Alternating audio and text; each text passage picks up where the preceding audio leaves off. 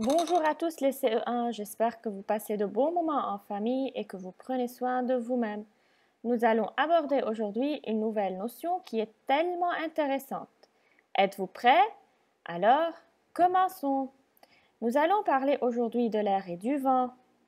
On se pose parfois plusieurs questions à propos du monde qui nous entoure, telles: qu'est-ce que le vent? Comment savoir s'il y a du vent? C'est quoi l'air? Existe-t-il de l'air dans la chambre? Pourra-t-on voir l'air? Alors, d'où vient le vent en premier?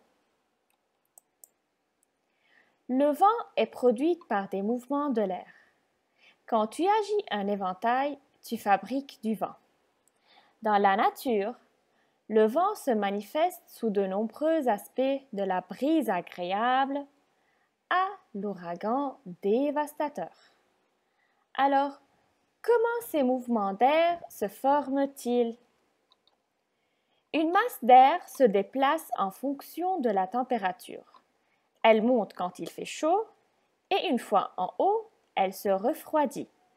Quand elle devient plus lourde, elle redescend. Quand une masse d'air s'en va, une autre vient occuper sa place. Ces déplacements, c'est du vent. Pour savoir d'où vient le vent, on utilise une girouette. Elle se met dans le sens du vent. Pour connaître la force du vent, on utilise un anémomètre. Plus il tourne vite, plus le vent est fort. Alors, le vent, c'est de l'air en mouvement, qui naît sous l'effet des différences de température et de pression, essentiellement dues à l'action du Soleil, qui chauffe de manière inégale les différentes zones de la Terre. Le vent, c'est de l'air en mouvement. Plus il se déplace vite, plus on dit que le vent souffle fort.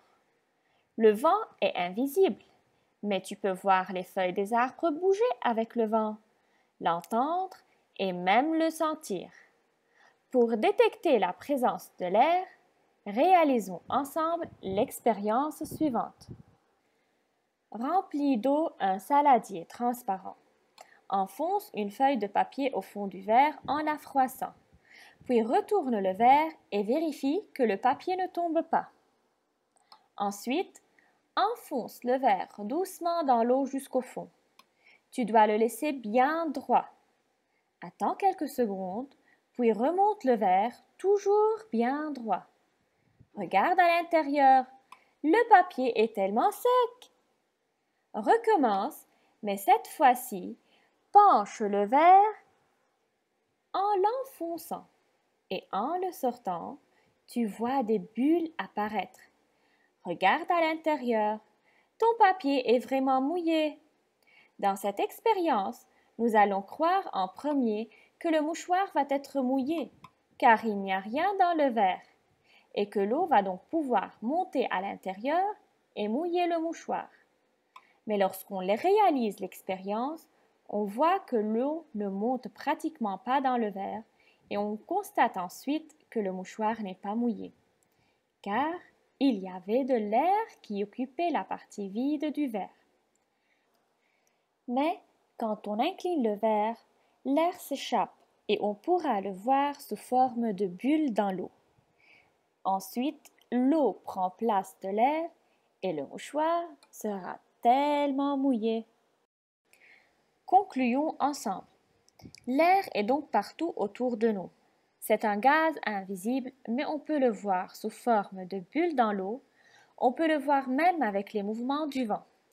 Dans l'illustration ci-contre, nous pouvons voir les branches des arbres bouger, les papiers qui volent.